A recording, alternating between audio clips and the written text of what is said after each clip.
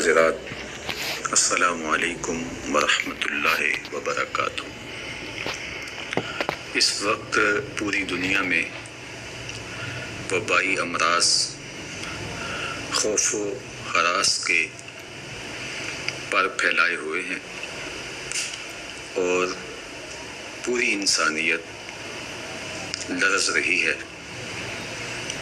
دنیا کے مختلف ممالک میں بہت ساری اموات واقع ہوئی اور لاکھوں لوگ اس وبائی مرض کا شکار ہوئے۔ زندگی کتنی عزیز ہے اور موت کا خوف انسانی وجود پر کس طرح طاری ہوتا ہے، آج ہم میں سے ہر شخص اس کو محسوس کر رہا ہے۔ پناہ گاہوں کی تلاش ہے اور ہر ممکنہ تدبیر کی جا رہی ہے کہ میری زندگی کا دیا روشن رہے اور میں سلامتی کے ساتھ اس مشکل دور سے گزر جاؤں۔ میرے اہل میں، میرے دوستوں میں اور میرے اقربا میں کوئی ایسی خبر مجھے سننے کو نہ ملے جو میرے لیے اذیت کا سبب ہو۔ یقیناً زندگی اللہ کا بہت بڑا انعام ہے اور ہمیں اللہ سے ہمیشہ خیر مانگنے کی، عافیت طلب کرنے کی ترغیب دی گئی ہے۔ میرے اور آپ کے آقا و مولا حضور ختم المرتبت صلی اللہ علیہ وآلہ وسلم نے اپنی امت کو تعلیم دیتے ہوئے ارشاد فرمایا، صلی اللہ العفو والعافیہ، اللہ سے معافی طلب کرو، اللہ سے عافیت طلب کرو۔ کبھی جنگ نہیں مانگنی چاہیے، امن مانگنا چاہیے۔ کبھی بیماری نہیں مانگنی چاہیے، صحت مانگنی چاہیے۔ لیکن اگر بیماری آ جائے تو حوصلے کے ساتھ اللہ کے حضور شفا مانگتے ہوئے صبر کے ساتھ اس وقت کو گزارنے کی تعلیم دی گئی ہے۔ اسی طرح اگر جنگ مسلط کر دی جائے تو استقامت کے ساتھ ڈٹ جانے کی تعلیم ارشاد کی گئی ہے۔ لیکن ہمیشہ اللہ سے عافیت طلب کرنے کا ہی کہا گیا ہے۔ اللہ ہم سب کو اپنی عافیتوں کے سائے میں رکھے۔ ہمارے اوپر جو بیماریاں آتی ہیں، جو مصائب آتے ہیں، جو تکلیفیں آتی ہیں، وہ دو طرح کی ہوتی ہیں۔ ایک تکلیفیں تو وہ ہیں جو ہمارے ان اعمال کا نتیجہ ہوتی ہیں جو ہم شب و روز کرتے ہیں۔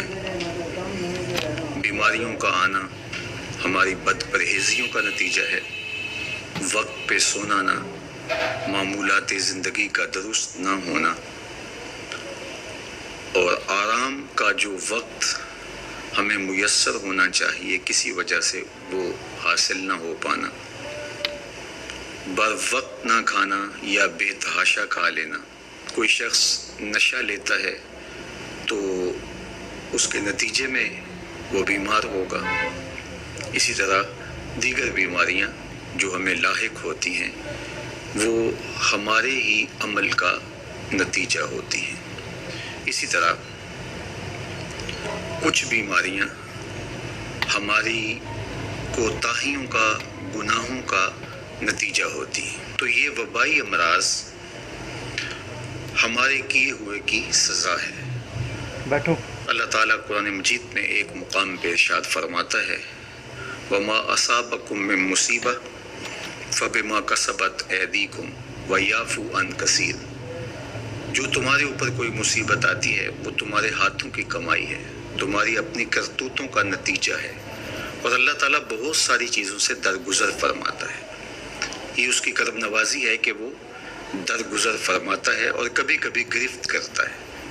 اگر وہ ہر کوتاہی پر گرفت کرنے لگے تو قرآن مجید میں ایک دوسرے مقام پہ ارشاد فرمایا کہ لوگوں کے ظلم کی وجہ سے بے جا کاموں کی وجہ سے اللہ اگر گرفت کرنے لگے تو زمین کی چھاتی پر ایک چوپایا بھی زندہ نہ بچ پائے.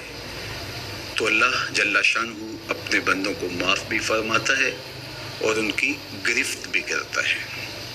پچھلی امتیں جب گناہوں میں مبتلا ہوتی تو ان کو تنبیہات کی جاتی، ان کو سمجھایا جاتا انبیاء علیہم السلام کے ذریعے سے، اور انہیں چھوٹے عذاب کے جھٹکے دے کر کے تنبیہ کی جاتی. لیکن جب وہ قومیں نہ سنبھلتی تو اللہ تعالیٰ جل شانہ ان کے اوپر عذاب استیصال نازل کرتا.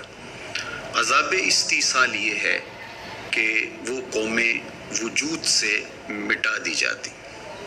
اس امت پر اگرچہ یہ کتنے بڑے جرم ہی کیوں نہ کریں، ان پر عذاب استیصال نہیں آئے گا. اللہ کے محبوب صلی اللہ علیہ وآلہ وسلم کا پاکیزہ وجود اور حضور کی رحمت کی تنی ہوئی چادر ہمارے لیے بچاؤ کی ضامن بن جاتی ہے، اور ہم اللہ تعالیٰ کی طرف سے آنے والے عذابوں سے بچ جاتے ہیں. کفار مکہ نے باقاعدہ مطالبہ کیا، اے اللہ اگر تیرا یہ رسول سچا ہے فامطر علینا حجارۃ من السماء، تو آسمان سے ہمارے اوپر پتھر نازل کر. تو حضور صلی اللہ علیہ وآلہ وسلم کے رب نے کیا جواب دیا؟ وما کان اللہ لیعذبہم وانت فیہم. محبوب، اللہ کی یہ شان نہیں ہے کہ تو ان کے اندر رہتا ہو اور میں ان پر عذاب نازل کروں.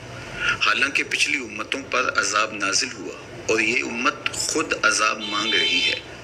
کفار نے عذاب طلب کیا لیکن کہا کہ محبوب تیری وجہ سے میں ان پر عذاب نازل نہیں کروں گا. اگر ان کی رحمت نہ ہو درمیان میں، ابھی آگ لگ جائے دونوں جہاں میں. تو وہ عذاب استیصال جو قوموں کے وجود کو مٹا دیتا ہے، امت مصطفیہ پر، حضور علیہ السلام کے غلاموں پر وہ کبھی بھی نہیں نازل ہوگا. لیکن آزمائشیں، ابتلائیں اور سزائیں ان کو وقفے وقفے سے دی جاتی ہیں تاکہ یہ سنبھل جائیں اور اپنے اعمال کو درست کریں اور اپنا محاسبہ کریں. اگر وہ اس کے باوجود بھی نہ سمجھیں تو اللہ تعالیٰ جل شانہ کی سخت ناراضگی کا موجب ہے. اہل ایمان پر جو ابتلائیں آتی ہیں، جو آزمائشیں آتی ہیں، اس پر جب وہ صبر کرتے ہیں اور اللہ کی طرف رجوع کرتے ہیں تو ان کو اس کا اجر اور اس کا صلہ دیا جاتا ہے. حضور نبی رحمت صلی اللہ علیہ وآلہ وسلم نے ارشاد فرمایا کہ مومن کے پاؤں میں کانٹا بھی چبھتا ہے تو وہ بھی اس کے گناہوں کا کفارہ بنتا ہے، وہ بھی اس کے لیے بہتری کا ضامن بن جاتا ہے. تو جو وبائیں آتی ہیں، تکلیفیں آتی ہیں، تو وہ اس کے لیے بہتری کی ضامن ہوتی ہیں. اسی لیے تو وباؤں سے جو اللہ پر یقین رکھتے ہوئے انتقال کرتے ہیں وہ شہید کے زمرے میں آتے ہیں. کتنا بڑا درجہ ہے شہادت کا، لیکن ان کو یہ نصیب ہوتا ہے. وہ اپنے آپ کا محاسبہ کرتے ہیں. کیسے ہمیں پتہ چلے کہ جو مصیبت ہمارے اوپر آئی ہے وہ سزا ہے یا ابتلا ہے؟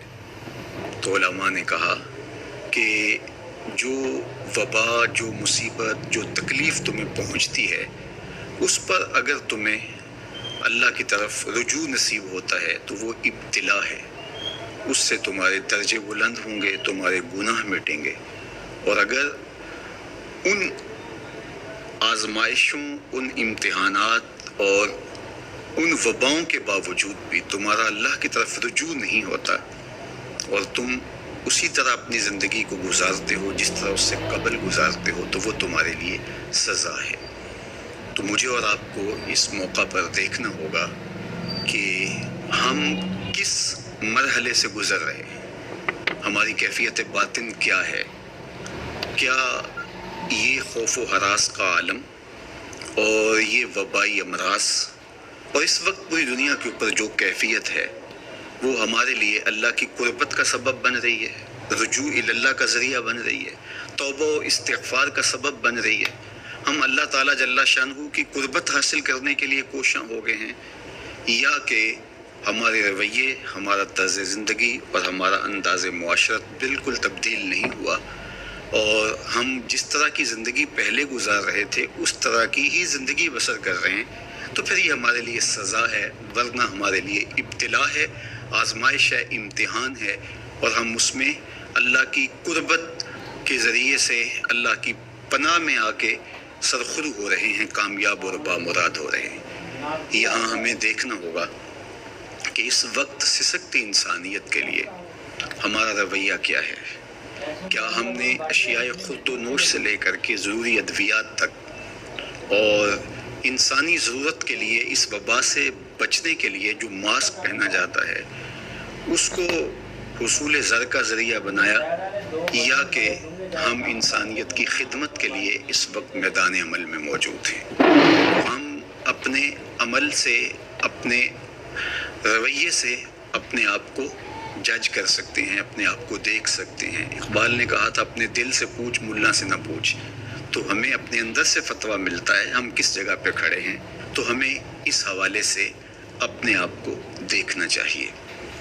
اللہ تعالیٰ جل شانہ نے ہمیں اس ابتلا میں، اس آزمائش میں مبتلا کیا ہے، تو اس میں اس کی حکمت بالغہ کیا ہے ہم نہیں جانتے، لیکن ہم اس کی طرف ہی رجوع کر کے، اس کے حضور عجز کر کے، اپنے گناہوں کی معافی مانگتے ہوئے کثرت استغفار کے ذریعے سے اس میں کامیاب اور سرخرو ہونے کی کوشش کریں۔